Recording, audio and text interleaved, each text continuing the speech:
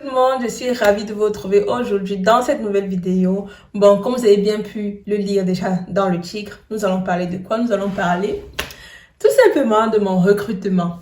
J'ai trouvé important de faire cette vidéo aussi parce que je me suis dit que ça pouvait aider plusieurs d'entre vous qui ont cette angoisse-là, qui ont cette peur d'aller aux entretiens d'embauche et encore plus d'aller à un entretien d'embauche et parler dans une langue qui n'est pas directement la sienne, donc une langue qu'on a appris. Alors, mon entretien d'embauche, comment est-ce que ça s'est passé? Donc du coup, moi quand j'ai fini mon examen de FSP, je savais déjà que j'avais réussi parce que on te dit ça en face. Et même si tu n'as pas encore effectivement l'approbation, tu peux déjà postuler parce que dans tous les cas, tu vas pas mentir que tu as eu que tu as réussi ton examen quoi. Donc moi je savais déjà en fait où est-ce que je voulais travailler. J'avais une idée claire d'où est-ce que je voulais travailler. Donc quand j'ai fini cet examen, je suis rentrée. Je suis allée sur le site de l'hôpital où je voulais travailler et je suis allée vraiment dans la rubrique des offres d'emploi. Et quelle fut ma surprise de voir qu'il n'y avait pas du tout d'offres d'emploi dans le domaine de l'orthopédie. Mais j'étais déçue, mais à un point. J'étais tellement déçue, je me suis dit, mais comment est-ce que je vais faire et tout.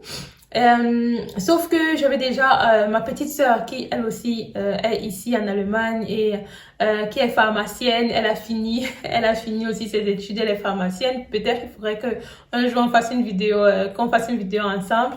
Mais bon, pour vous parler de moi, elle m'avait déjà dit qu'on pouvait, elle et mon mari aussi m'avaient déjà dit qu'on pouvait aussi faire les initiatives Bewerbung, donc postuler de façon voilà quoi, direct, même s'il n'y a pas, d'offre d'emploi.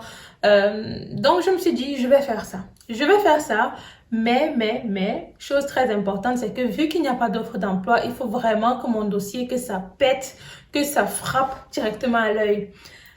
Sauf que le CV que moi-même je m'étais fait, j'ai eu l'humilité de me dire que c'était pas suffisant, que c'était pas beau, c'était pas propre, c'était pas voilà quoi.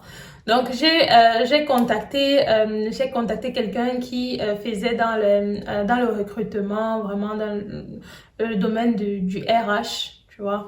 Et qui a beaucoup d'expérience dans ça, 10 ans d'expérience. Hein. Peut-être je vais vous mettre le lien de son site internet en barre de description parce que c'est vraiment très important. Je trouve que c'est très important de se présenter à un entretien d'embauche avec un CV et une lettre de motivation qui parle. Franchement. Ça fait déjà pratiquement 70% du boulot pour vous quand c'est bien. Je lui ai donné mon CV que moi j'avais déjà fait et que j'estimais qu'il n'était pas bon, qu'il n'était pas à la hauteur pour où est-ce que je voulais aller travailler. Et je lui ai envoyé ça et il m'a refait complètement un CV, mais ouf, de la mort qui tue. De la mort qui tue, je n'en reviens toujours pas. Mais franchement, quand quelqu'un, c'est son domaine, point barre. C'est son domaine. Il m'a aussi fait une lettre de motivation vraiment mouah, magnifique. Et voilà, moi, j'ai pris tout ça et du coup, je me suis dit que j'allais envoyer ça par mail directement. Mais avant d'envoyer, je me suis dit peut-être qu'il faudrait quand même que je prenne contact avec quelqu'un, avec le secrétariat de l'orthopédie pour leur dire que j'envoyais mon dossier. Donc, moi, c'est comme ça que je vais réfléchir la chose. Donc, je suis allée sur Internet, j'ai cherché les contacts un peu et le premier contact que j'ai eu, j'ai appelé, sauf que c'était pas directement le secrétariat de l'orthopédie et la dame m'a dit qu'il n'y avait pas de poste à pourvoir là-bas. Mais que je pouvais prendre un numéro qu'elle allait me donner et appeler pour, voilà, tenter ma chance. C'est ça qui est bien en fait. Donc, elle te dit pas, non, il y a pas, tant pis pour toi, quoi. Non, elle m'a quand même donné un numéro, elle m'a redirigé directement vers le secrétariat de l'orthopédie. Chose que j'ai fait directement, j'ai lancé l'appel et j'ai parlé à la dame, j'ai expliqué ma situation, voilà, je viens de tel, j'ai passé mon examen, machin, et j'aimerais travailler avec vous. J'aimerais savoir s'il n'y aurait pas un email où est-ce que je pourrais vous envoyer comment dire, mon dossier. Donc, elle m'a donné son email, elle m'a donné l'email et j'ai envoyé avec j'ai envoyé aussi mes diplômes, mon diplôme original, mon diplôme gradué, mon examen de langue B2, j'ai aussi envoyé le B1 juste pour, pour gonfler un peu le truc. J'ai aussi envoyé mon permis de séjour, vraiment tout quoi. Bref, j'ai envoyé tout ça et je crois même pas 2-3 jours après, j'ai reçu un mail, donc j'ai reçu une réponse qui justement m'invitait pour un entretien d'embauche en physique, donc en personne. Et moi, je m'étais dit non, au premier abord, je pensais que ça aurait été en vidéo conférence, mais non, c'était en physique. Donc, je suis allée là-bas, mais sauf que je vous dis, je suis allée là-bas comme ça, mais franchement, pour aller là-bas, ça n'a pas été aussi facile. Pourquoi? Parce que j'ai eu du retard, parce que je devais récupérer ma fille, la confier à quelqu'un. Mon mari, ensuite, devait venir me chercher et tout ça. Donc, du coup, tout le temps que j'aille la récupérer et tout, il y a eu un problème au niveau de sa crèche. Ça m'a fait perdre le temps. Tout le programme a été basculé. Mon mari m'a récupéré. J'ai juste pris les habits à la maison. Je suis descendue. Je me suis habillée dans la voiture, pour vous dire. Pendant qu'il conduisait à tout à l'heure pour qu'on puisse rattraper notre retard, j'étais en train de m'habiller dans la voiture. Et donc, du coup, je suis arrivée là-bas toute émoustillée. J'avais peur. J'étais vraiment déconcentrée. Et tout ça parce que j'avais vraiment bien préparé mon entretien d'embauche. On ne part pas un entretien d'embauche comme ça, comme si on partait au supermarché faire quelques achats. Non. Pour aller à un entretien d'embauche, prenez bien les notes. Super important. Avant d'aller à un entretien d'embauche, vous devez anticiper les questions qui vous seront posées. Quand je parle d'anticiper les questions, mais c'est vraiment toutes sur votre parcours, pourquoi est-ce que vous postulez là-bas, mais il y a tellement de trucs. Où est-ce que vous vous voyez dans 5 ans? Qu'est-ce que vous pensez que vous pouvez apporter dans notre team? Il y a tellement de questions. Je pense que mon entretien d'embauche, ça a duré 50 minutes. Il faut préparer toutes ces questions-là, mais il faut aussi préparer les questions que vous allez poser en retour parce que c'est un entretien. Ce n'est pas, je sais pas, c'est pas un questionnaire. On ne part pas là-bas juste pour vous bombarder de questions. Non. Vous aussi, vous avez le droit de poser les questions à la fin de l'entretien ou alors quand vous voyez que le moment est opportun pour poser une question. Donc, n'hésitez pas à préparer les questions en avance que vous allez poser. Il est clair que pendant l'entretien, d'autres questions peuvent venir, mais on ne sait jamais. Si elles ne viennent pas, comment est-ce que vous faites? C'est mieux d'avoir des questions qui sont déjà préparées. Minimum 2, 3, ça ne serait pas mal. Aussi préciser, c'est que quand vous partez un entretien d'embauche, il serait bien d'être vous, de vous présenter dans la vie comme vous êtes en réalité. N'essayez pas de vous déguiser, d'adopter des codes qui, à la longue, ne vont pas tenir.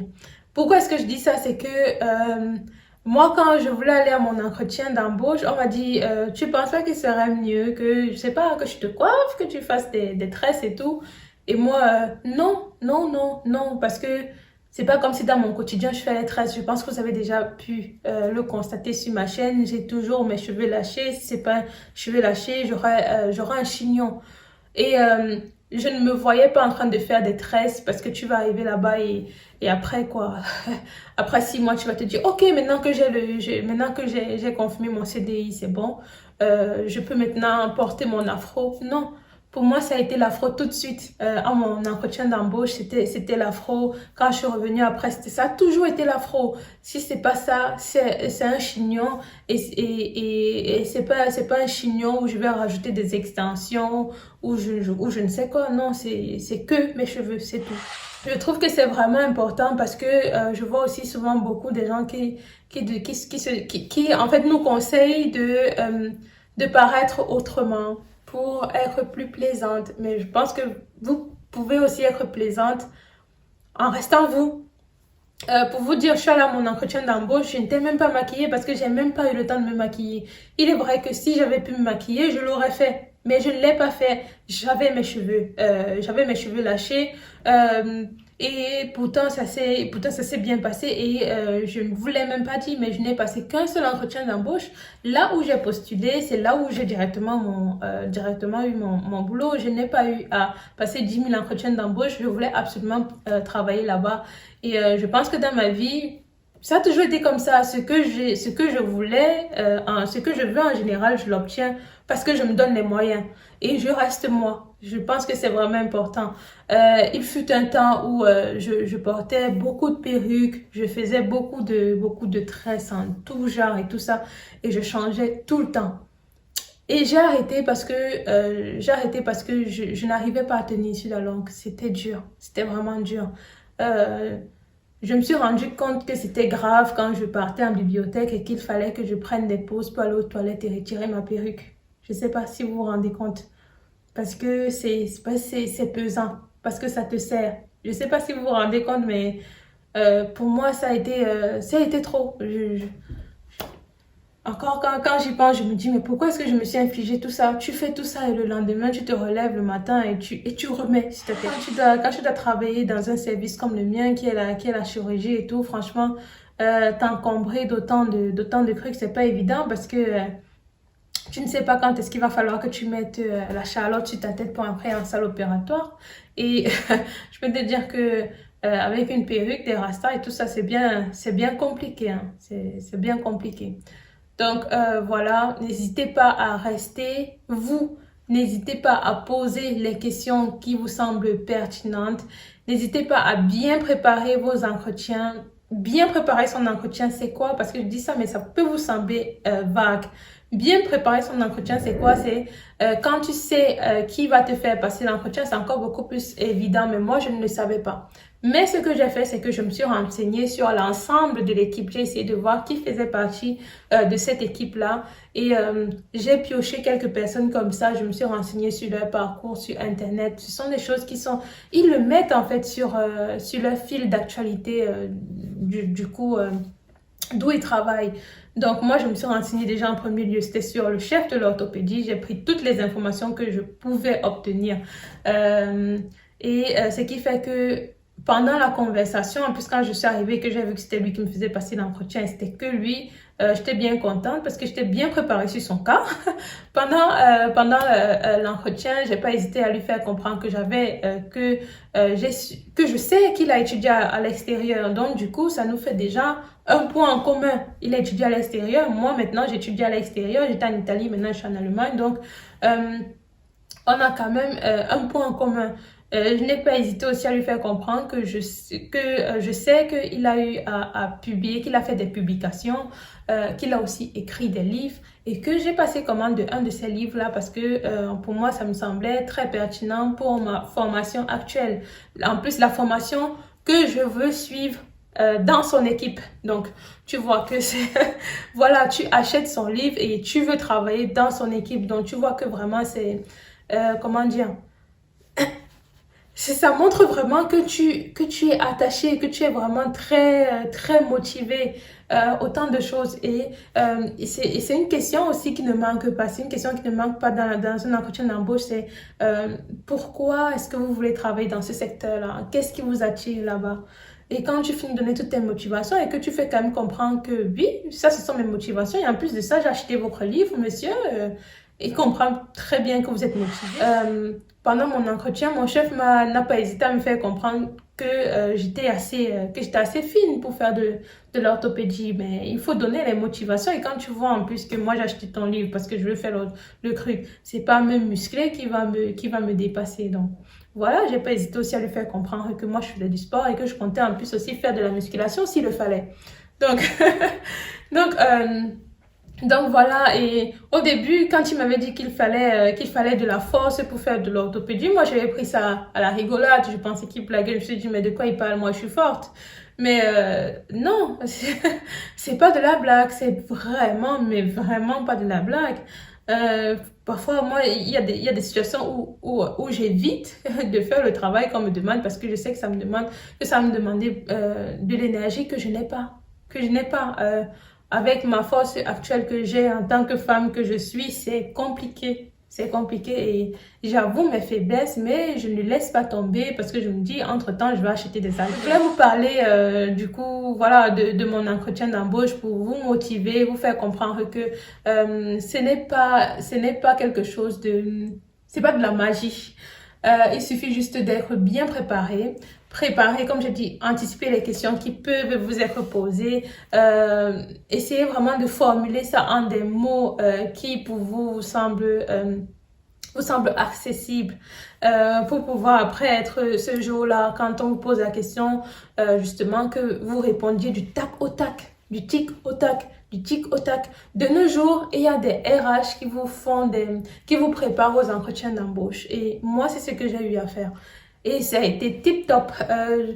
Je n'ai pas eu à prendre de formation directe comme ça, mais pour moi, j'ai acheté un paquet de questions qui revenaient souvent dans les entretiens d'embauche, de questions spécifiquement pour les médecins, parce que maintenant, ça change aussi en fonction du secteur. Donc, j'ai pris ces questions-là. Il y avait aussi des réponses qui étaient déjà préparées, mais, je les ai reformulées. J'ai étudié les questions, j'ai étudié les réponses et je les ai reformulées en des termes qui étaient pour moi plus accessibles. Et donc voilà, c'est ça quand je dis bien se préparer à un entretien d'embauche avant d'y aller. Préparer un bon CV, préparer une bonne lettre de motivation, préparer les questions qui peuvent venir, préparer les questions que vous devez poser aussi au recruteur. Donc moi, quand j'ai fini mon entretien d'embauche, après mon chef, il m'a dit, voilà, d'ici une semaine, vous allez recevoir une réponse de notre part. Il faudra que je parle avec les membres de l'équipe aussi pour voir ce qu'ils en pensent de votre dossier. Et voilà, vous allez recevoir une réponse. Si c'est positif, vous allez venir d'abord passer une journée à l'hôpital pour voir comment est-ce que ça se passe. Et voilà, ensuite on va encore en discuter. Donc c'est ce qui s'est fait.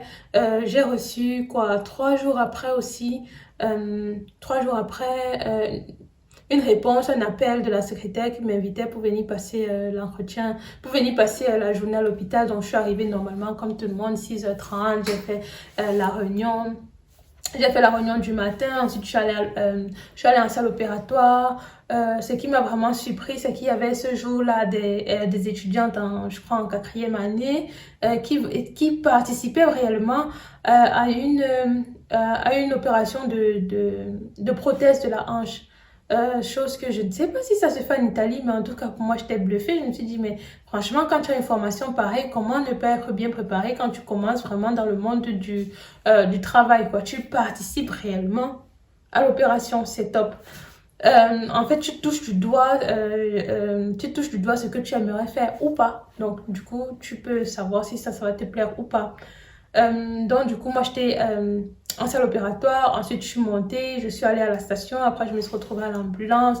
La journée, comme ça, elle a évolué. Après, on a fait la réunion de l'après-midi. C'était 15h. Et j'ai reparlé avec justement le chef qui me disait, qui me demandait un peu ce que j'ai fait dans la journée, si ça me plaît, si je reste convaincue de ce que je veux faire. Après, il m'a demandé quand est-ce que moi, je voudrais commencer. J'ai dit... dès que possible. J'ai dit dès que possible et c'est comme ça qu'après 3 jours plus tard, j'ai signé mon contrat. Donc tout ça là, tout ce processus là, de quand j'ai fini mon examen de FSP à quand j'ai signé mon contrat, ça m'a pris 2 semaines parce qu'entre-temps j'ai reçu aussi l'approbation. Donc ça m'a pris 2 semaines, je crois, maximum, 2 semaines et demie. J'avais signé le contrat. Ce que je retiens vraiment particulièrement de cet entretien, de ce recrutement et que j'aimerais que vous compreniez aussi, c'est que il faut bien se préparer avant de partir à un entretien d'embauche. Vous savez déjà de quoi est-ce que je parle quand je parle de préparation. Aussi rester soi. Et il y a une chose que j'ai oubliée et que je trouve très importante dans cette vidéo, que je dois mentionner, c'est que il faut pas hésiter à mentionner vos occupations. N'hésitez pas à mentionner tout ce qui pourrait faire que vous soyez un peu détourné du boulot. Ça va vous sembler comme être une faille, mais par la suite, ça va vous faciliter le boulot. Moi, maintenant, je suis dedans, donc je sais de quoi je parle. Je vous dis ça parce que Habituellement, quand on me voit, on ne s'attend pas à ce que j'ai un enfant. Tu vois? Donc, on s'attend parce que j'ai un enfant. Du coup, moi, je n'avais pas hésité à mentionner à mon chef que j'avais un enfant. Je me demandais s'il n'y avait pas la possibilité de garde à l'hôpital parce que je sais qu'ils ont une garderie, mais bon, je savais aussi que ça n'allait pas se faire comme ça aussi rapidement. Il y a un certain nombre de temps qui doit passer, et d'autant plus que bon, les places, ça se donne beaucoup plus souvent pour les parents solo. Donc, euh, j'ai mentionné ce fait-là, il était étonné, mais bon, voilà, ça n'a pas fait en sorte que on ne me prenne pas. Quoi d'autre aussi, c'est que je n'ai pas hésité à dire que je n'avais pas de voiture, que je n'ai pas de permis de conduire. Vous pouvez voir ça comme si c'est rien, mais c'est pas rien. Quand tu ne vis pas 15 minutes du boulot en bus, c'est pas rien. C'est quelque chose de considérable. Quand tu ne vis pas 30 minutes du boulot en bus, c'est pas rien. Il faut le mentionner. Donc, moi, je n'ai pas hésité à le faire pour qu'il sache que si jamais il arrive un jour que je n'arrive pas à être là en 30 minutes comme il le souhaiterait, c'est aussi parce que je n'ai pas de permis de conduire. Je pense que je vous ai parlé de tout ce qui est important à faire avant et pendant un entretien d'embauche. Après, j'espère que cette vidéo vous aura plu. Si c'est le cas, n'hésitez pas à commenter, liker et partager à tous ceux qui pourraient être intéressés par cette vidéo. Et puis, on se voit très bientôt sur ma chaîne pour de futures vidéos. Bisous. Mouah.